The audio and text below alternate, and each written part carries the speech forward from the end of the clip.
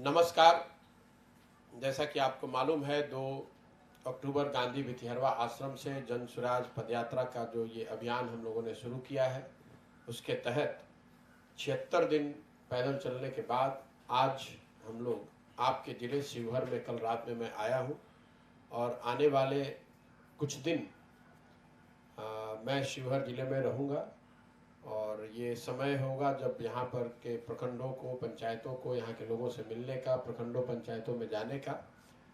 अभी तक का जो अनुभव रहा है शिवहर उससे बेहतर है या शिवहर में लोगों की स्थिति उससे बेहतर है या खराब है, ये तो अब जब मैं यहाँ कुछ समय बिताऊंगा तभी बता पाऊंगा। लेकिन मोटे तौर पर जो 75 दिन में बात समझ में आई है उसका एक संक्षिप्त ब्यौरा मैं आपको देता हूँ, फिर आपके प्रश्न लेंगे। और जो मैं बोल रहा हूँ ये शिवहर स्पेसिफिक नहीं है, क्योंकि शिवहर में तो मैं अभी आज कल रात में ही पहुंचा हूँ। सबसे बड़ी समस्या जो 75 दिन में दिखी है वो बेरोजगारी और पलायन। लोगों के लिए रोजगार का न हो पाना, किसी भी तरह का रोजगार, सिर्फ सरकारी नौकरी नहीं, लोगों के लिए रोजगार, रोजी रोजगार का अभाव और उसके अभाव में बाहर पलायन करना, ये बहुत बड़ी बिहार की सच्चाई है। ये बात तो सब लोग जानते ही हैं, लेकिन पदयात्रा के दौरान जो मैंने देखा, अनुभव किया, तो इसकी विकरालता समझ में आती है। गांव के गांव, मैं भितिहरवा से जब चला हूँ तो थरवट के एरिया से आप शुरू कर लीजिए, पूरा पश्चिम चंपारण, पूर्वी चंपारण करीब 60% में घूम चुका। गांव के गांव खाली है, मतलब करीब 50 से 60% नवयुवक, काम करने के आयु वाले लोग गांव छोड़कर बाहर गए हुए हैं, क्योंकि वो रोजगार के लिए बाहर उनको जाना पड़ता है। तो इसकी विकरालता बहुत बड़ी है जो नीचे उतरकर समझ में आई। दूसरी जो बात है वो है शिक्षा को लेकर। सब लोग समझते हैं कि भाई बिहार में शिक्षा व्यवस्था ध्वस्त है, इस पर तो करीब जहाँ भी जाइए लोग ये आपको बताएंगे। जमीन पर उतरकर एक जो बात समझ में आई शिक्षा को लेकर, इसकी जो 2 वजह है। एक तो शिक्षा के प्रति सरकार और लोगों में, सरकार में उदासीनता, शिक्षा को लेकर कोई ऐसी चर्चा, कोई ऐसा ध्यान, कोई ऐसी प्रायोरिटी है नहीं। और जो जमीन पर दिखी बात वो है फिजिकल इंफ्रास्ट्रक्चर, टीचर और बच्चों के बीच में समायोजन न होना। मतलब जहां बिल्डिंग है वहां शिक्षक नहीं है, जहां शिक्षक है वहां बिल्डिंग नहीं है, जहां दोनों है वहां छात्र ही नहीं है। स्कूलों की पहचान बाय एंड लार्ज लोगों के दिमाग में अब खिचड़ी बांटने वाले सेंटर के तौर पर है, और कॉलेज की पहचान डिग्री बांटने वाले संस्थाओं के तौर पर है, जहां पर बच्चे एडमिशन लेने के लिए, एडमिट कार्ड लेने के लिए और परीक्षा देने जाते हैं। पढ़ाई दोनों में कहीं नहीं हो रही है, न विद्यालय में हो रही है न महाविद्यालयों में हो रही है। तो ये बिहार के लिए दुर्भाग्य की बात है। इसके बाद तीसरा, यहाँ जो किसान है, जो लोग खेती किसानी करते हैं, क्योंकि एक बड़ा जनमानस किसानी पर निर्भर है। दोनों ही जिलों में जो मैंने देखा, किसानों की हालत इतनी खराब है। सबसे पहले तो जो सिंचाई का, जल संसाधन की जो व्यवस्था है, या तो लोग के पास पानी नहीं है। नहरों का जो जाल चंपारण में मुझे दिखा, उसमें ज़्यादातर नहर अब रख रखाव के अभाव में, बेहतर रख रखाव के अभाव में, या तो वहाँ पानी नहीं आ रहा है या वो अब उपयोग के लायक रहा नहीं। जहाँ पर नहरों में पानी आ भी रहा है वहाँ पर भी लोगों को पंपिंग सेट के पाइप डालकर ही पानी उससे निकालना पड़ता है। और ज़्यादातर हिस्से, दोनों चंपारण और शिवहर में भी कल मैं जब घुसा हूँ, तो बाढ़ कटाव से प्रभावित लोग। तो खेती, जमीन उपजाऊ है, लोग खेती करना भी चाहते हैं, कर भी रहे हैं, लेकिन एक बड़ा वर्ग समाज का बाढ़ से प्रभावित होने की वजह से खेती से कोई लाभदायक चीज उनको मिल नहीं रही है। तो एक तो जल संसाधन की जो व्यवस्था है, या तो यहाँ सूखा है या बाढ़ है, या तो पानी है नहीं, जहाँ पानी है वहाँ इतना है कि बाढ़ है। दूसरी जो समस्या लोग बता रहे हैं, खाद और बीज का समय पर न मिलना और उसकी कालाबाजारी। खासकर सबसे ज्यादा जो लोगों ने शिकायत करी है अभी तक वो है यूरिया और डीएपी पोटाश जैसे खाद का की कालाबाजारी। यूरिया तो 277 का करीब लोग बता रहे हैं कि 800 से 500, 600, 700, 800, 1200 रुपए तक लोगों को देना पड़ा है। और लोगों की शिकायत पैसे से भी ज्यादा ये है कि उतना पैसा देने के बाद भी समय पर यूरिया उनको नहीं मिल पाया। जब मैं कल शिवहर में घुसा हूँ तो घुसते के साथ सबसे ज्यादा लोगों ने यही बताया कि देखिए गेहूं की रुपाई हो गई है और हम लोग यूरिया के लिए मारे मारे फिर रहे हैं। किसी भी कीमत पर यूरिया नहीं मिल रहा है, 700, 800, 900 रुपए में भी यूरिया नहीं मिल रहा है। तो एक जल संसाधन की व्यवस्था न होना, सूखा या बाढ़ से प्रभावित, दूसरा खाद और बीज का उपलब्ध ना होना या उसकी कालाबाजारी, और तीसरा जो लोग फसल उगा रहे हैं उसका भाव ना मिलना। जैसे धान, अब मैं जिस टाइम में पैदल चल रहा हूँ, ये धान के कटनी का, गन्ने के कटनी का समय भी है, तो मैं करीब करीब हर व्यक्ति से पूछता ही हूँ कि भाई आपने धान कितने में बेचा। तो औसतन अभी तक मुझे जो समझ में आई है बात, लोग 1200 से 1600 रुपए के रेंज में अपना धान बेच पाए, और ये तब है जब सरकार का समर्थन मूल्य 2050 रुपए है। गन्ने की भी हालत यही है। गन्ना जो कम से कम दोनों चंपारण में 3 वैरायटी की लोग गन्ना उपजाते हैं, उसमें जो ग्रेड 1 है, जो उसको की फैक्ट्री वाले लोग गन्ना जो खरीदना चाहते हैं, जिसकी कीमत सबसे बेहतर है, वो गन्ना लोग बता रहे हैं कि उसमें रोग ज़्यादा लग रहा है, वो सूख जल्दी रहा है, लेकिन उसका भी समर्थन मूल्य यूपी के मुकाबले करीब 60 रुपये क्विंटल कम है। गन्ने के खरीद में मिलों की धांधली, उसके वजन में 5 क्विंटल हर ट्रेलर पर काटा जाना, रसीद जो जिसके अगेंस्ट में मिल वाले खरीदते हैं गन्ना, उसके लिए बिचौलियों की, उसमें बिचौलियों की बड़ी भूमिका। तो कुल मिला जुलाकर जो किसान, एक तो फसल उगाने में उसकी लागत बढ़ी हुई है, क्योंकि डीजल का दाम यूपी या दूसरे अन्य राज्यों के मुकाबले 8 रुपये 9 रुपये लीटर ज़्यादा है। जल संसाधन, या तो पानी उसके पास है नहीं, या हर साल उसको बाढ़ का सामना करना पड़ता है, और तीसरा सबसे बड़ी बात कि जो कुछ भी वो उपजाता है उसका भाव उसको मिलता नहीं है। इस बात का अध्ययन मैंने जब कराया, तो ये बात आपके जानकारी के लिए है, समर्थन मूल्य पर जो यहाँ पर खरीद होती है फसलों की, पंजाब जैसे राज्यों में करीब करीब 70% उपजाए हुए धान गेहूं को समर्थन मूल्य पर खरीदा जाता है। मैंने देखा कि बिहार में इसका आंकड़ा क्या है, तो आपको जानकर आश्चर्य होगा कि पिछले 10 साल में सिर्फ 13% धान समर्थन मूल्य पर खरीदा गया है, और गेहूं के लिए ये आंकड़ा है 1%, और दूसरे किसी भी फसल के लिए कोई समर्थन मूल्य पर सरकारी खरीद नहीं की गई है।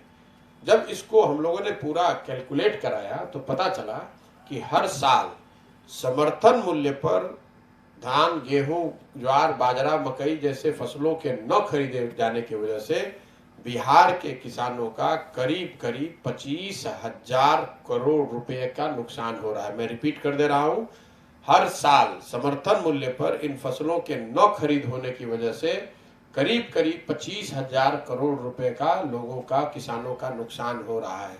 और आश्चर्य की बात यह है कि ये पैसा बिहार सरकार को अपने बजट से शायद पूरा नहीं देना है, ये पैसा केंद्र सरकार से आपको रिएम्बर्स होता है। केंद्र सरकार करीब 5-5.5 लाख करोड़ का फूड सब्सिडी देती है समर्थन मूल्य के लिए, और वो राज्य जहां पर की समर्थन मूल्य पर खरीद हो रही है वो खरीदते हैं और केंद्र सरकार से उसका रिएम्बर्समेंट लेते हैं। बिहार सरकार में चूंकि ये खरीद हो ही नहीं रही है, तो हम लोग केंद्र से स्वाभाविक है कि कोई उस मद में पैसा ले नहीं पा रहे हैं, और बिहार के किसानों का, बिहार के लोगों का इतना बड़ा नुकसान हर साल हो रहा है। तीसरी जो बात हम लोगों ने देखी, शिक्षा ध्वस्त है, किसान की हालत यह है, और रोजी रोजगार पलायन की बात। चौथी जो बात हम लोगों ने देखी कि आखिर यहाँ पर छोटे उद्योग धंधे, रोजगार लोग क्यों नहीं कर पा रहे हैं। कोई व्यक्ति है जो मान लीजिए कि उसको बाल काटने की ट्रेनिंग है, वो बार्बर है, हजाम है, वो बाहर जाकर मजदूर के तौर पर या नौकरी के तौर पर 10,000, 8,000 बॉम्बे, दिल्ली या कहीं बड़े शहर में जाकर हजाम का काम कर रहा है, लेकिन वो अपने यहाँ सैलून नहीं लगा पा रहा है। उसकी एक बड़ी वजह यह है, बिहार में हम लोग को लगता है कि उद्योग धंधे, अगर कोई उद्योग धंधों से हम लोग का लेना देना होता है कि चीनी मिल चालू हुआ कि नहीं, चॉकलेट फैक्ट्री है कि नहीं, वो तो एक पहलू है। लेकिन जो चीज हम लोग देख रहे हैं, बिहार में स्ट्रक्चर्ड इंस्टीट्यूशनलाइज्ड क्रेडिट का न होना, मतलब बैंकों के माध्यम से जो ऋण मिलना चाहिए लोगों को वो न मिलना, बिहार में उद्योग धंधों के न पनपने के पीछे सबसे बड़ा कारण है। और इसकी चर्चा पत्रकारों से कहीं पर कोई करता नहीं है, इसलिए मैं आपका समय 2 मिनट लूंगा इसको समझाने के लिए। बिहार में कोई इसकी चर्चा नहीं करता है। देखिए, जो बैंकिंग व्यवस्था पूरे देश में है, बैंक का काम यह है कि वो लोगों से डिपॉजिट लेते हैं और वो लोग जो रिस्क लेने वाले हैं, जो रोजी रोजगार व्यापार करना चाहते हैं, वो बैंकों से ऋण लेते हैं। बैंकों का यही धंधा है। जो 100 रुपए बैंक जमा करते हैं उसके मुकाबले वो ज्यादातर पैसा लोगों को ऋण में देते हैं ताकि लोग रोजगार कर सके और उनसे बैंकों की अपनी कमाई भी होती है। देश के स्तर पर ये आंकड़ा है 70%। मतलब बैंकों में जितना पैसा जमा होता है उसका करीब करीब 70% पैसा बैंक ऋण के तौर पर सीधे तौर पर लोगों को देते हैं रोजगार धंधे व्यापार के लिए। बिहार में ये आंकड़ा है आज 40%। इसका असर क्या हो रहा है मैं आपको ये बताना चाहता हूँ। पिछले साल बिहार की गरीब जनता ने बिहार के बैंकों में 4.5 लाख करोड़ रुपया जमा कराया। 4,21,000 टू बी प्रिसाइज। इसमें ग्रामीण बैंक शामिल नहीं है। जो नेशनलाइज्ड और प्राइवेट बैंक्स हैं उसमें बिहार की जनता ने 4,21,000 करोड़ रुपया जमा कराया। अब क्रेडिट डिपॉजिट रेशियो जो देश का औसत है, 70% पैसा अगर बिहार के लोगों को ऋण के तौर पर मिलता तो 2,80,000 करोड़ रुपए के आसपास लोगों को, यहाँ के युवाओं को ऋण के तौर पर मिलना चाहिए था व्यापार करने के लिए। लेकिन मिला है 1,61,000। मतलब 1,20,000 करोड़ रुपया यहाँ से बैंकों के माध्यम से दूसरे राज्यों में चला गया। ये पैसा जा कहाँ रहा है? ये पैसा जा रहा है जो विकसित राज्य हैं या उद्योग वाले राज्य हैं। तो अगर आप महाराष्ट्र का सीडी रेशियो देखेंगे, कर्नाटक, तेलंगाना, आंध्रा, केरल का सीडी रेशियो देखेंगे तो वो रेशियो वहां राष्ट्रीय औसत से कहीं ज्यादा, करीब 90%, 95% है।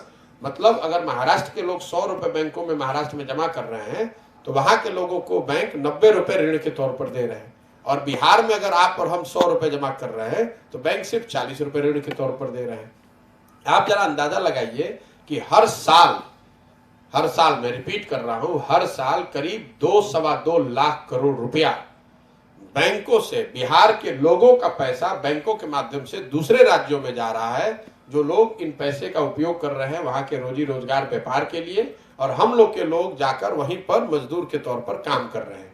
अगर आप पिछले 30-32 साल का ये आंकड़ा एक जगह निकाल लेंगे तो इतना बड़ा नंबर है कि आप मतलब वो जीरो गिन नहीं पाएंगे। अगर आप लाख करोड़ रुपया भी अगर हर साल का जोड़ लीजिए तो पिछले ये लालू जी और नीतीश जी के 32 साल के रिजीम में एकदम आरबीआई का जो डेटा है, ये मैं आपको ईयर वाइज जारी कर दूंगा, करीब करीब 25 लाख करोड़ रुपया बिहार के लोगों का दूसरे राज्यों में बैंकिंग के चैनल से शिफ्ट हो गया।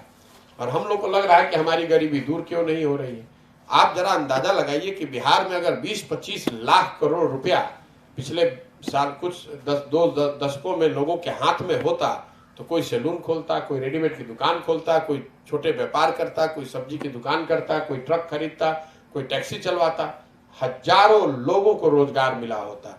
और ये ऐसा नहीं कि ये मेरी सोच है, ये हर राज्य में इसकी व्यवस्था बनी हुई है कि बैंकों को ये मजबूरी है कि वो सीडी रेशियो 70 के आसपास रखें। हर साल बिहार में भी मुख्यमंत्री के साथ उनकी बैठक होती है, साल में एक बार, कम से कम एक बार मुख्यमंत्री वहां जाते हैं। मैंने रिकॉर्ड निकलवाया, भाषण देते हैं, ये कहते हैं कि भाई सीडी रेशियो को ठीक कीजिए, इसको बढ़ाइए, लेकिन वही ढाक का 3 पात। लालू जी के रिजीम में ये सीडी रेशियो था 25% से कम। मतलब 100 रुपए जो लोग बिहार के जमा कर रहे थे उसमें सिर्फ 25 रुपए ही हम लोग को ऋण के तौर पे मिल रहा था। आज वो बढ़कर हुआ है 40%। तो 17 साल के नीतीश जी के रिजीम में वो 25 से बढ़कर 40 हुआ है। लेकिन अगर ये 70 हो जाए, 80 हो जाए तो बिहार के लोगों को हर साल करीब करीब 2 लाख करोड़ रुपया हर साल एक्स्ट्रा पूंजी के लिए मिल जाएगा।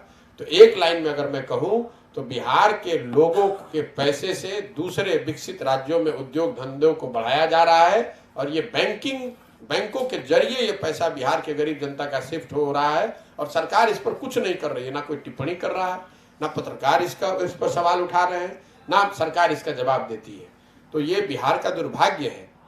यहाँ पर इन बातों की ना कोई चर्चा करता है, ना इस पर कोई सवाल किया जाता है कि अगर आप हर साल 1.5-2 लाख करोड़ रुपया अपना बैंकों के माध्यम से पैसा दूसरे जगह शिफ्ट हो रहा है तो सरकार के पास ये पूरा कानून के अंतर्गत उनके पास अधिकार है, वो बैंकों का लाइसेंस कैंसिल कर सकते हैं, बैंकों का यहाँ काम करना बंद कर सकते हैं। दूसरे राज्यों में ये करीब करीब डेली बेसिस पर मॉनिटरिंग होती है कि जो बैंक में पैसा आ रहा है वो बैंक कितना पैसा ऋण दे रहे हैं। यहाँ पर कोई उसकी व्यवस्था ही नहीं है, ना इसका किसी का ध्यान है। तो ये तीनों चीज जो है, कृषि, शिक्षा और पूंजी, अगर ये तीनों चीज नहीं है तो आखिर बिहार के लोग गरीबी से निकलेंगे कैसे? गरीबी से निकलने के यही 3 रास्ते हैं। अगर आप अपने आप को शिक्षित कर ले तो आप गरीबी से निकल सकते हैं नौकरी करके। अगर आपके पास जमीन है, खेती किसानी करके आप आगे बढ़ सकते हैं, उससे गरीबी से निकल सकते हैं। और तीसरा, अगर आपके पास पूंजी हो तो कुछ रोजी रोजगार व्यापार करके आगे बढ़ सकते हैं। ये तीनों दरवाजे पिछले 30 साल से बंद हैं। इसीलिए आपको बिहार में इतनी बड़ी संख्या में मजदूर दिखते हैं और जनरेशन आफ्टर जनरेशन मजदूर का लड़का मजदूर ही बन रहा है, क्योंकि शिक्षा का दरवाजा उसके लिए बंद है, जमीन उसके पास है नहीं, और पूंजी की उपलब्धता सरकार ने उस पर कोई ध्यान दिया नहीं, पूंजी उपलब्ध है नहीं, तो आदमी जो मजदूर है वो मजदूरी ही करता जा रहा है। आप मान लीजिए पत्रकार हैं, आप यूट्यूबर हैं, अगर आप 1 लाख रुपए बैंक में लोन लेने जाइएगा तो बिहार में स्थिति यह है कि आपसे जमीन गिरवी रखवाएगा, 2 गारंटर खोजेगा। बिहार ही एक ऐसा राज्य है जहां पर होम लोन देने के लिए घूस लिया जा रहा है, जबकि पूरे भारत में होम लोन देने के लिए प्रचार करके बैंक वाले कह रहे हैं कि हमसे आप होम लोन लीजिए, क्योंकि उनका ये बिजनेस है। बिहार में बैंक होम लोन देने के लिए पैसा ले रहे हैं, मतलब भ्रष्टाचार के तौर पर, और लोग बता रहे हैं कि 5% 6% लोन का अमाउंट यहाँ बैंक ले रहे हैं। ये स्थिति है। हम लोग प्रिमिटिव एरा में जी रहे हैं, जिस एरा में कैपिटल नहीं होता था और लोन लेना एक बहुत बड़ी बात होती थी। बिहार में आज भी लोन लेना एक बहुत बड़ी बात है, सिर्फ कुछ प्रिविलेज लोगों के पास ये सुविधा है, जबकि ये और उसकी वजह यह है कि बैंक यहाँ पर रिस्क एवर्स हैं। बैंकों पर कोई दबाव नहीं है कि जो पैसा बिहार के लोग जमा कर रहे हैं यहाँ पर ऋण के तौर पर दीजिए। अगर आप ये ऋण के तौर पर अवेलेबल करा दें तो लाखों बिहार के लड़के हर साल अपना कुछ स्वरोजगार का काम कर पाएंगे। इन 3 चीजों के साथ एक और बात मैं बताकर अपनी बात खत्म करूंगा। यहां पर सो कॉल्ड समाजवादी सोच के लोगों की, सामाजिक न्याय वाले लोगों की सरकार पिछले 30-32 साल से रही है। तो मैं जब नीचे घूम रहा हूं तो ये देख रहा हूं कि ये जो समाज के जो आर्थिक सामाजिक तौर पर वंचित लोग हैं उनकी दशा में कितनी सुधार हुई है। उसका एक इंडिकेटर, बड़ा इंडिकेटर है जमीन भूमिहीनों की संख्या। बिहार में भूमिहीनों की संख्या देश में 38% के मुकाबले करीब करीब 56% है। रूरल बिहार में 60% और अर्बन में थोड़ा कम, लेकिन औसत राज्य का औसत है 56%। 56% बिहार के लोगों के पास एक धूर जमीन नहीं है। ये इसलिए है कि पिछले 30-35 साल में समाजवाद के नाम पर राजनीति तो हुई, लेकिन भूमि सुधार का कोई कानून लागू नहीं किया गया है। पश्चिम चंपारण का मैं अपनी पदयात्रा के दौरान जो मैंने देखा उसका अनुभव आपको बता देता हूँ। करीब करीब 1,25,000 लोग, परिवार ऐसे हैं पश्चिम चंपारण में जिनके पास जमीन का पट्टा अलग अलग सरकारों के कालखंड में दिया गया है। उनके पास पट्टा है लेकिन जमीन आज तक मिला नहीं। वो जमीन या तो सरकार के कब्जे में है या जिनको पट्टा मिला वो उसको अधिकार मिल ही नहीं पाया। तो समाजवाद के नाम पर राजनीति करने वाले लोग 30-35 साल में बिहार में मॉडल इन्होंने ये बनाया है कि लोग शिक्षित होना, सारे लोग अशिक्षित रहे। 60% लोग करीब करीब भूमिहीन हैं, पूंजी किसी के पास है नहीं, और जो किसानी कर रहा है उसकी हालत ये है कि वो किसानी करके, सिर्फ खेती करके अपना परिवार चला नहीं सकता है। इसीलिए बिहार में ये भयावह स्थिति है। इसीलिए हम लोग आज से 30-40 साल पहले भी देश के सबसे गरीब और पिछड़े राज्य थे, और आज भी देश का सबसे गरीब और पिछड़ा राज्य बिहार ही है। कई मानकों पर जहां हमको लगता है कि बिहार में सुधार हो गया है, वहां पर भी चाहे आप सड़क की स्थिति उठा लें, बिजली की स्थिति उठा लें, वो सब स्थिति करीब करीब पुरानी ही बनी हुई है। सड़कों की स्थिति जिसको लेकर हम लोग समझते हैं कि बिहार में कुछ सुधार हो गया है, स्टेट हाईवे और नेशनल हाईवे को छोड़ दें तो ग्रामीण सड़कों की स्थिति करीब करीब वही है जो लालू जी के जंगल राज के दौरान होती थी। मैं 75 दिन गांव में, करीब करीब जितने गांव में गया हूं, 1 या 2 गांव को छोड़ दें तो शायद ही कोई गांव ऐसा हो जहां पर कि गांव की अंदर की सड़क या नाली गली की व्यवस्था ठीक हो। बिजली आ गई है, ये जरूर बात सही है, हर जगह बिजली दिखी है, लेकिन बिजली आ गई है तो उससे जुड़ा हुआ एक बड़ा समस्या जो लोग बता रहे हैं वो गलत बिल का आना है। हर गांव, हर शहर में लोग बता रहे हैं कि बिजली का गलत बिल 5,000 से 70,000, 80,000 तक के बिल लोगों के आए हैं और लोग उससे बहुत ज्यादा परेशान हैं।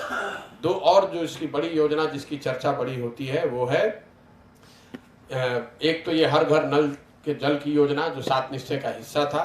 ये योजना पूरी तरीके से ग्राउंड पर फेल है, हर व्यक्ति इसको मानता है। पश्चिम चंपारण में तो 90% से ज़्यादा नल के जल योजना जहाँ पर भी हम लोग गए, या तो वो बना नहीं, बना तो चला नहीं, और चला तो चल के बंद हो गया।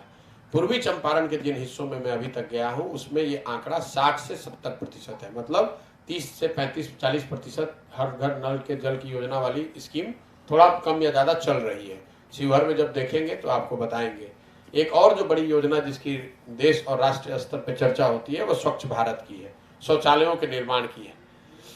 इसमें भी पूरे चंपारण में घूमने के बाद मैं आपको कह सकता हूं कि जितना ओडीएफ घोषित किया गया है ये सब फेक है। हर गांव के बाहर, मैं रिपीट कर दे रहा हूं, हर गांव के बाहर जहां पर भी हम लोग पैदल चल के निकले हैं, खुले में शौच आज भी सच्चाई है। ज़्यादातर जगहों पर लोगों ने बताया कि शौचालय बने ही नहीं है।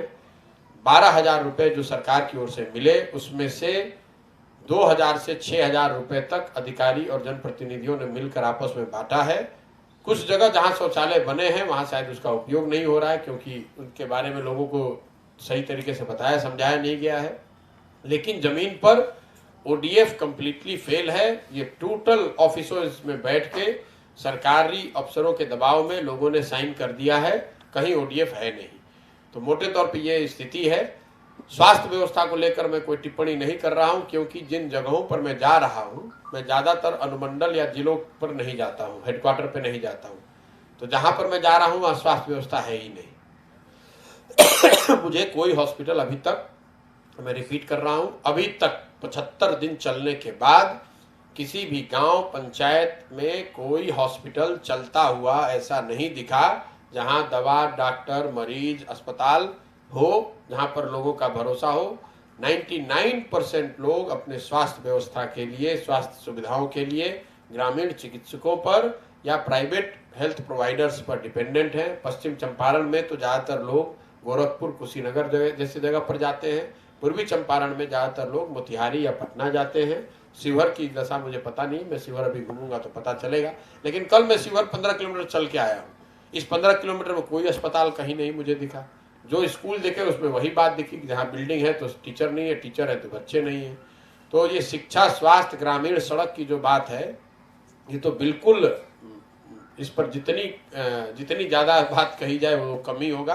तो इसको मैं ज़्यादा लंबा नहीं खींचना चाहता हूँ। एक अंतिम बात, इस पूरे 75 दिन में 3 सबसे ज़्यादा सुने जाने वाला जो शब्द हैं वो है अफसरशाही से परेशान जनता, अफसरशाही, भ्रष्टाचार, सरकार के किसी भी योजना, किसी भी ऑफिस में बिना पैसा दिए हुए काम का न होना, और तीसरा शब्द है पीसी, जो दलाली का नया नाम वर्ड है यहाँ पर, पीसी। सरकार की किसी भी योजना, किसी भी कार्यक्रम में एक व्यवस्थित तरीके से पीसी का बंटवारा होना, जो ऊपर से लेकर नीचे तक हर व्यक्ति पीसी काट रहा है। कई योजनाओं में तो मुझे लग रहा है कि 100 में 50-60% ऊपर से नीचे पीसी ही कट जा रहा है। हालात यहाँ तक हैं कि जो अनाज, प्रधानमंत्री अनाज योजना है, जो 5 किलो अनाज बट रहा है, उसके विषय में लोग बता रहे हैं कि प्रखंड स्तर पर 15,000 से 25,000 क्विंटल तक अनाज आता है हर महीने गरीबों को बंटने के लिए, और डिपेंडिंग ऑन कि कितना बड़ा प्रखंड है। और प्रखंड स्तर पर अधिकारी और जनप्रतिनिधि, विधायक इंक्लूडेड, कई जगहों पर लोगों ने विधायकों के नाम बताए, ये लोग 30 रुपए से 40 रुपए प्रति क्विंटल पैसा काट रहे हैं या पीसी के तौर पर ले रहे हैं, दलाली ले रहे हैं। और इसका असर ये हो रहा है कि अनाज 5 किलो के बजाय लोगों को 4 या 4.5 किलो ही मिल रहा है। जब मैंने जन वितरण प्रणाली, जो लोग ये अनाज को बांट रहे हैं, उनसे बात की तो उन्होंने बताया कि सर हर महीने हम लोगों को 30 से 40 रुपए जो अधिकारी हैं और ऊपर विधायक तक प्रति क्विंटल पैसा काट कर हम लोग को देना पड़ता है, इसीलिए हम लोग ये अनाज कम दे रहे हैं। ये स्थिति है भ्रष्टाचार का, पीसी का और अफसरशाही का। मैं इस पूरी व्यवस्था के प्रति लोगों में उदासीनता देख रहा हूँ। जो या तो लोग गुस्से में हैं सरकार को लेकर, जो गुस्से में नहीं भी हैं वो भी इस सरकार को लेकर बिल्कुल उदासीन है। मुझे कभी तक कोई व्यक्ति ऐसा नहीं मिला, कोई व्यक्ति नहीं मिला जिसकी इस सरकार से कोई आशा अपेक्षा हो कि भाई ये सरकार अब कुछ करेगी या देखिए आगे क्या होता है।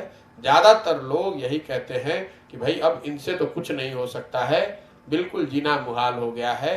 ये इसीलिए मैं कहता हूँ कि जो बिहार ने 90 के दौर में देखा वो अपराधियों का जंगल राज था। आज जो हम लोग देख रहे हैं ये अधिकारियों का जंगल राज है। नीतीश कुमार की सरकार अधिकारियों का जंगल राज है, जिसमें जनता पीसी और भ्रष्टाचार में पिस रही है।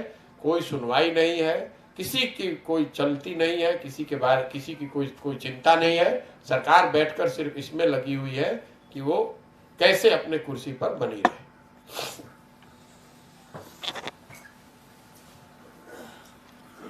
बिहार के मुख्यमंत्री नीतीश कुमार जी को प्रधानमंत्री बनने की बात आ रही है, हर रोज इसकी चर्चा हो रही है। बोले भी है कि 2024 के बाद तेजस्वी जी संभालेंगे। देखिए, ये आप दो सवाल कर रहे हैं। पहला तो आपने कहा कि प्रधानमंत्री बनने की चर्चा, मुझे तो ये चर्चा कहीं नहीं सुनाई दी। जिस दिन से नीतीश जी महागठबंधन में आए हैं उस दिन से ही मैं पत्रकारों को लगातार कह रहा हूं कि मैं इसको राज्य स्पेसिफिक घटना मानता हूं।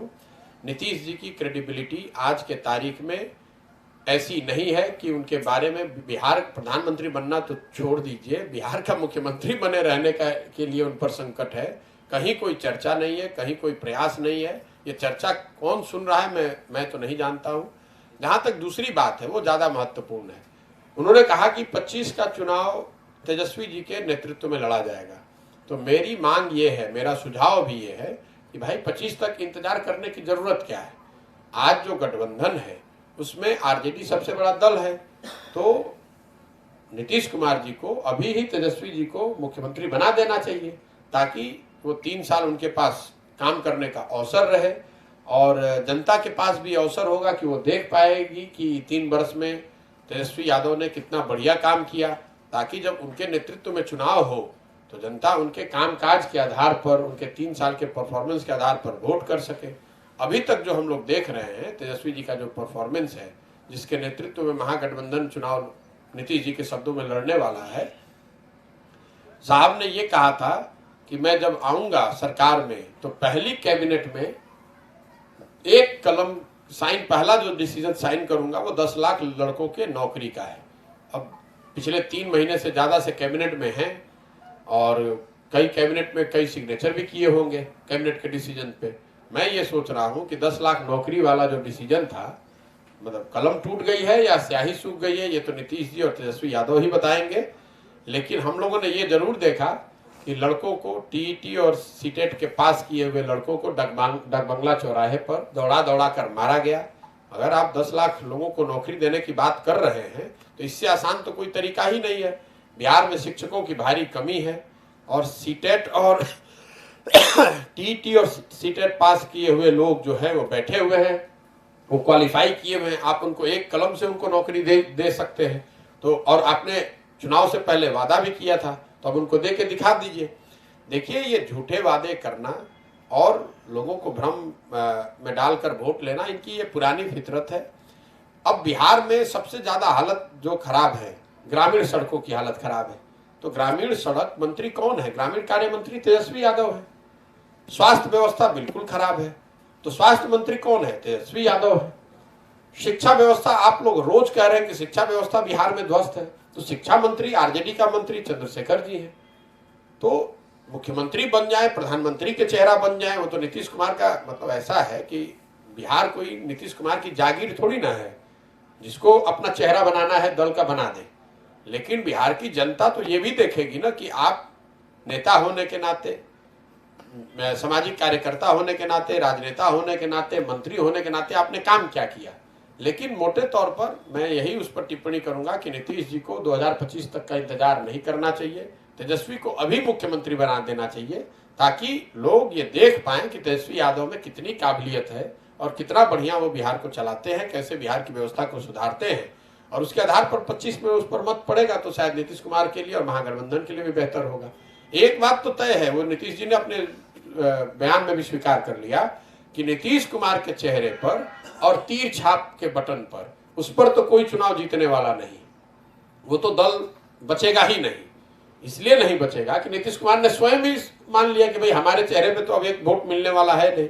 तो जिस चेहरे पर वो चुनाव लड़ना चाहते हैं उस चेहरे को और आगे उनको देना चाहिए, उनको जिम्मेवारी देनी चाहिए ताकि वो जिम्मेवारी पे जनता उनको देख पाए कि तेजस्वी यादव में कितनी प्रतिभा है, कितनी क्षमता है, कितना बढ़िया वो सरकार को चला पाते हैं। सर आपकी यात्रा जो है ये पॉलिटिकल है क्या? आने वाले समय पॉलिटिकल रूप लेगा? भाई यात्रा जो है वो बिल्कुल सामाजिक है, जिसका उद्देश्य राजनीतिक हो सकता है। बिहार में एक नई राजनीतिक व्यवस्था बनाने के उद्देश्य से ये यात्रा की जा रही है। हम लोगों का मानना है कि बिहार की जो स्थिति है, अगर इसको सुधारना है तो कोई एक व्यक्ति या दल अकेला इसको नहीं सुधार सकता है। बिहार अगर सुधरना है तो वार्ड सदस्यों से लेकर ऊपर मुख्यमंत्री तक हर जगह पर सही लोगों के चुनकर लाए जाने की जरूरत है। और इसका मतलब है कि करीब करीब 1.5 लाख लोग जो जनप्रतिनिधि अलग अलग स्तरों पर चुनकर आते हैं, वो सब जगह पर ऐसे लोगों को चिन्हित किया जाए जो कि समाज के सही लोग हैं, और उनको उस जगह पर लाकर जिताकर जनता की मदद से लाया जाए ताकि बिहार की व्यवस्था को सुधारा जा सके। ये पूरा जो जन स्वराज अभियान है उसका एक उद्देश्य ये है कि समाज से ऐसे लाखों लोगों को चुनकर निकाला जाए जो समाज के सही व्यक्ति हैं, उनको वो विकल्प, वो प्लेटफॉर्म दिया जाए जिसके जरिए वो चुनाव लड़कर अपनी क्षमता के अनुसार इस पूरी राजनीतिक व्यवस्था के हिस्सा बन सके और बिहार को सुधारने की दिशा में अपना योगदान दे सके। बिहार तब सुधरेगा जब हजारों लड़के, अच्छे लड़के वार्ड सदस्य बनेंगे। बिहार तब सुधरेगा जब 5,000-7,000 अच्छे लोग मुखिया बनेंगे। बिहार तब सुधरेगा जब अच्छे लोग सरपंच बनेंगे। बिहार तब सुधरेगा जब 100-150 अच्छे लोग विधायक बनेंगे। सिर्फ एक व्यक्ति, एक दल के बदलने से, मुख्यमंत्री बदलने से बिहार सुधरने वाला नहीं है। पूरी व्यवस्था में ऊपर से नीचे तक घुन लग गया है। इसको अगर सुधारना है तो आपको पूरी नीचे से व्यवस्था बदलनी पड़ेगी। इसीलिए ये सामाजिक प्रयास है ताकि समाज की मदद से ऐसे लाखों लोगों को ढूंढ कर निकाला जाए, फिर उनकी योग्यता, क्षमता, इच्छा के मुताबिक उनको वो जिम्मेवारी दी जाए ताकि वो उन जगहों पर वो जनता का प्रतिनिधित्व करे, लड़े, चुनाव लड़कर जीत कर आए और बेहतर बिहार बनाने की दिशा में अपना योगदान कर सके। सर, 3 जनवरी को उपेंद्र कुशवाहा जी सावित्रीबाई फुले के जयंती पर पटना में अपने पुराने साथियों को बुला रहे हैं।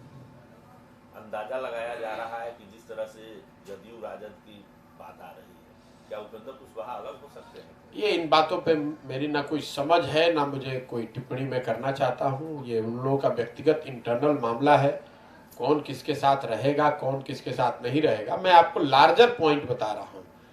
जदयू के बैनर के तहत राजनीति करने वाले लोग वो समझ रहे हैं कि धीरे धीरे ये नाव डूब रही है, जदयू का कोई भविष्य नहीं है।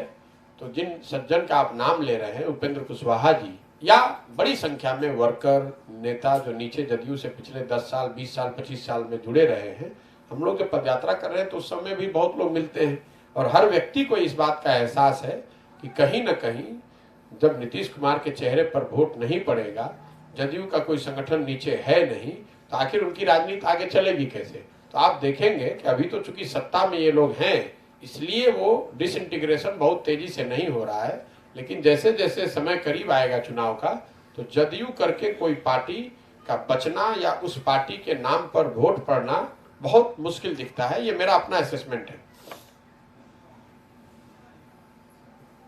भ्रष्टाचार और अफसरशाही को लेकर के आप पब्लिक को क्या संदेश देना चाहेंगे? देखिए, भ्रष्टाचार, अफसरशाही तो इसलिए है कि नीतीश कुमार व्यक्तिगत तौर पर कोई उनके पास पार्टी या कोई जनसंपर्क का दूसरा माध्यम है नहीं, वो अफसरों के माध्यम से ही सरकार चला रहे हैं, तो अफसरशाही हावी रहेगी। जहां तक भ्रष्टाचार है, भ्रष्टाचार को बिहार में कोई एक व्यक्ति या एक कानून लगाकर नहीं सुधारा जा सकता है। भ्रष्टाचार को कम करने के दुनिया भर में जो अनुभव है, उनको अगर आप देखेंगे तो भ्रष्टाचार को कम करने के लिए 4 चीजों का होना जरूरी है। पहला, राजनीतिक शुचिता, मतलब राजनीति में सही लोग आए जो खुद से चोर ना हो, खुद से चोरी को प्रश्रय ना, चोरों को प्रश्रय ना दे। दूसरा, डिसेंट्रलाइजेशन, सत्ता और संसाधन का विकेंद्रीकरण। तीसरा, जन भागीदारी। और चौथा, तकनीक का उपयोग, टेक्नोलॉजी का यूज। तो पूरी जो जन स्वराज की सोच है, इन चारों पिलर्स पे आधारित है बिहार में भ्रष्टाचार कम करने के लिए। हम लोग पहला प्रयास क्या कर रहे हैं, राजनीतिक शुचिता हो, इसके लिए समाज को मत कर सही लोगों को ढूंढ कर लाया जाए ताकि जितना हो सके ईमानदार लोगों को राजनीति में लाया जाए, उनको चुनाव जिताया जाए। दूसरा, सत्ता और संसाधन का विकेंद्रीकरण। जन स्वराज के अभियान में ये बात बताई गई है कि सत्ता के विकेंद्रीकरण के लिए पंचायती राज व्यवस्था से जुड़े हुए लोग, संस्थाएं जो हैं, इनको मजबूत करना और 30%, 1/3 विकास की राशि पंचायती राज व्यवस्था से जुड़े हुए लोगों के और संस्थाओं के माध्यम से खर्च किया जाए। इस बात को सुनिश्चित करना बिहार के व्यवस्था के लिए और यहाँ पर भ्रष्टाचार को कम करने के लिए जरूरी है। और इसमें अब कोई लोग ये कह सकते हैं कि भाई नीचे जो पंचायती राज में लोग जुड़े हैं वो भी भ्रष्ट हैं, वो ठीक बात है, लेकिन उनकी एक अकाउंटेबिलिटी है। आप अगर देखेंगे पीछे का आंकड़ा तो जो मुखिया है वो 80% सिटिंग मुखिया चुनाव हारे हैं पिछली बार, और करीब करीब 95% वार्ड सदस्य अपना चुनाव हारे हैं। अगर ये लोग गलती करेंगे तो जनता के पास ये ऑप्शन है, विकल्प है उनको हराने का, लेकिन जब अफसर चोरी करता है तो आप उनके खिलाफ कुछ नहीं कर सकते हैं। इसलिए मेरा मानना है कि राजनीतिक शुचिता के साथ साथ बड़े पैमाने पर सत्ता और संसाधन का विकेंद्रीकरण होना चाहिए। पंचायती राज की व्यवस्था को मजबूत बनाकर उनके हाथ में संसाधन और पावर देकर भ्रष्टाचार पर अंकुश लगाया जा सकता है। तीसरा, जन भागीदारी। बहुत बड़े पैमाने पर जनता की जो भागीदारी है सरकार के निर्णयों में, निर्णयों के क्रियान्वयन में और उसकी मॉनिटरिंग में जनता का की कोई भागीदारी नहीं है। जैसे मान लीजिए कि आप लोग स्वयं पत्रकार हैं, बहुत बड़ी संख्या में बिहार में हजारों की संख्या में पत्रकार ऐसे हैं जो पार्ट टाइम स्ट्रिंगर के तौर पे काम करते हैं, उन्हें टेक्नोलॉजी की समझ है। अगर सरकार सिर्फ स्ट्रिंगर्स को अपने साथ जोड़ ले और ये बता दे कि हर 15 दिन पर आपको नल जल योजना का एक वीडियो लेकर भेजना है अपने पंचायत से कि ये चल रहा है कि नहीं, तो आप लोगों के पास अभी मोबाइल है, आपके पास वो नॉलेज है, आपके पास एक्सपीरियंस है कि आप उसको नोट बनाकर, वीडियो बनाकर उसका लैटिट्यूड लॉन्गिट्यूड के साथ आप भेज सकते हैं, गूगल मैप पर भेज सकते हैं। और सरकार पटना में बैठे बैठे एक बार में देख सकती है कि 8,500 पंचायतों में कहाँ पर ये कौन सी नल जल योजना चल रही है, कौन सी नल जल योजना नहीं चल रही है। तो ये जन भागीदारी भी है और तकनीक का उपयोग भी है। और चौथा, बड़े पैमाने पर तकनीक का इस्तेमाल, मतलब टेक्नोलॉजी का इस्तेमाल। कहीं पर भी टेक्नोलॉजी, पंचायत भवन बनाए गए लेकिन पंचायत भवनों में कोई कनेक्टिविटी इंटरनेट की है नहीं, कोई बैठ नहीं रहा है, कोई तकनीक है नहीं। आज तक हम लोग इसी बात के लिए स्ट्रगल कर रहे हैं कि कौन आदमी को इंदिरा आवास योजना मिलना चाहिए, कौन गरीबी रेखा के नीचे है, कौन ऊपर है। तो बड़े पैमाने पर तकनीक का, टेक्नोलॉजी का इस्तेमाल करके इन चीज़ों को सेंट्रलाइज तरीके से मॉनिटर किया जा सकता है। तो हम लोग का मानना है कि भ्रष्टाचार को खत्म करने के लिए इन चारों पहलुओं पर अगर काम हो तो बिहार में भ्रष्टाचार को, जैसे कि दुनिया के बड़े देशों ने, विकसित देशों ने अपने यहाँ ये व्यवस्था कायम की है, इस चीज़ को बिहार में किया जा सकता है।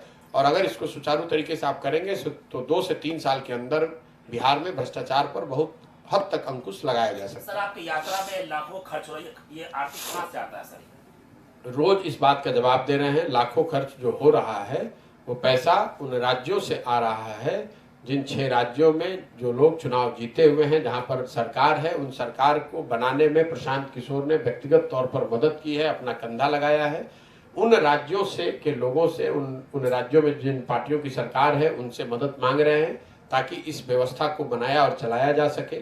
ऐसा इसलिए कि बिहार में किसी गलत आदमी से पैसा न लेना पड़े, क्योंकि मैं जब घर घर जाकर ये बात कह रहा हूँ कि गरीब से गरीब व्यक्ति भी अगर सही व्यक्ति है तो उसके पीछे जनसुराज अपनी ताकत, व्यवस्था, संसाधन लगाकर उसको आगे बढ़ाने का काम करेगा। तो अगर मैं यहाँ किसी पैसे वाले व्यक्ति से संसाधन लूंगा तो फिर ये वादा कैसे पूरा कर पाऊंगा। इसके साथ साथ आपको एक और सूचना दे दूं कि ये सिर्फ शुरुआती बात है। शुरुआत के 3, 4, 5, 6 महीने के लिए ये व्यवस्था बनाई गई है। अभी आप 10 दिन के अंदर देखेंगे कि भारत का सबसे बड़ा क्राउड फंडिंग का प्लेटफॉर्म जनसुराज के अंतर्गत मैं शुरू कर रहा हूं, जिसके तहत आप मोबाइल के जरिए 100 रुपया, 200 रुपया भी जनसुराज को मदद कर सकते हैं, बैंकों के जरिए भेज सकते हैं। लक्ष्य ये है कि आने वाले 1-1.5 साल में 2 करोड़ बिहार के लोगों से औसतन 100 रुपया लिया जाए। अगर 2 करोड़ लोगों ने 100 रुपया दे दिया तो जनसुराज के पास 200 करोड़ का फंड हो जाएगा। वो ऐसा फंड होगा जो किसी एक व्यक्ति का नहीं है, बिहार के सारे लोगों का है। 2011-12 से पहले आपको पता नहीं था कि डिजिटल मीडिया और सोशल मीडिया का भी प्रयोग चुनाव के लिए हो सकता है। इस व्यवस्था को मैंने यहाँ पर देश में शुरू कराया।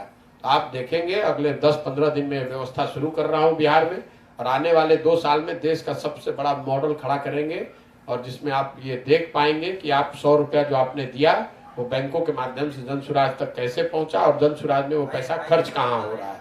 तो इसकी चिंता आप न करें। जहां तक ये सवाल है कि इसको आपने शुरू से ही मैंने क्यों नहीं किया, ये 6 राज्यों से मदद क्यों ले रहे हैं? इसलिए ले रहे हैं कि अगर इस चीज को मैं प्रमाणिक तौर पर जमीन पर जब तक करूंगा नहीं तब तक लोग क्यों इस पे मदद करेंगे। लेकिन जब अगर मैं इसको 5 महीने 6 महीने 100 दिन चलाकर मैंने दिखा दिया, लोग देख रहे हैं कि भाई पैदल चल रहे हैं, लोग देख रहे हैं कि गांव-गांव में ये अभियान चलाया जा रहा है, तब वो शायद देने के लिए ज्यादा उनकी विश्वसनीयता जनसुराज की ऐसी है जिस पर लोग पैसा देना चाहते हैं। तो ये अगले 2-3-4 दिनों में शुरू होगा। मेरा आपसे आह्वान भी होगा कि आप उसको देखिए, जांचिए, वेबसाइट पर जाकर आप देख पाएंगे कि कौन लोग पैसा दे रहे हैं, कितना दे रहे हैं और पैसा वो कहाँ कितना जमा हो रहा है और कितना खर्च कहाँ पर हो रहा है। आप इतने दिनों से पद यात्रा कर रहे हैं जिसमें मुख्यमंत्री के अलावा और अन्य नेताओं के द्वारा भी आपके ऊपर गलत टिप्पणी की जा रही है, उन लोगों को क्या कहना चाहेंगे? कुछ नहीं कहना चाहेंगे, क्या कहना चाहेंगे? हम अपना काम कर रहे हैं। ये दिखाता है कि कितनी घबराहट है लोगों में। आप देखिए कि मैं कोई विधायक हूं नहीं, मंत्री MP हूं नहीं, कोई अफसर हूं नहीं, ठेकेदार हूं नहीं, चुपचाप अपने साथ 50-100 लोगों के साथ पैदल चल रहा हूं। कोई भीड़ करता नहीं हूं, रैली करता नहीं हूं। मैं 50-100 लोगों के साथ गांव-गांव, एक गांव से दूसरे गांव पैदल चल के जा रहा हूं। अगर इस अभियान की कोई ताकत ही नहीं है तो लोगों को टिप्पणी करने की जरूरत क्या है? लोगों को इतनी घबराहट क्यों हो रही है? उनकी घबराहट इसलिए हो रही है कि उनको पता है कि इसकी ताकत नीचे कितनी है, उनको पता है कि नीचे क्या हो रहा है। अगर ये ऐसे चलता रहा तो आप देखेंगे कि जन बल, एक बार जनता खड़ी हो गई तो 30-35 बरस से जो मजबूरी में बिहार का एक बड़ा वर्ग वोट देता रहा है, कुछ लोग जिनको लालू जी का डर दिखाकर भाजपा वोट लेती रही है और कुछ समाज का वो वर्ग जिसको भाजपा का डर दिखाकर लालू जी वोट लेते रहे हैं, ये स्थिति खत्म हो जाएगी। और जैसे ही वो स्थिति खत्म हुई तो बिहार में एक नई व्यवस्था आ जाएगी और आप देखेंगे कि कैसे सही लोग चुन कर आते हैं। और जो लोग भी अभी दुकानदारी कर रहे हैं, इनकी सबकी दुकान होने वाली है बंद, तो स्वाभाविक है घबराएंगे और घबराएंगे तो टीका टिप्पणी करेंगे। आप देख रहे हैं मुख्यमंत्री का बयान, मेरे पर छोड़ दीजिए, आज 70 से ज्यादा लोगों की दुखद अकारण मृत्यु हुई है और जिस तरह की टिप्पणी, जिस तरह की असंवेदनशील टिप्पणी मुख्यमंत्री ने करी है, ये क्या दिखाता है आपको? ये दिखाता है उनकी घबराहट। ये दिखाता है कि जो मैं रोज बात कह रहा हूं कि अब नीतीश कुमार की उम्र हो गई है। जब आपकी उम्र ज्यादा हो जाए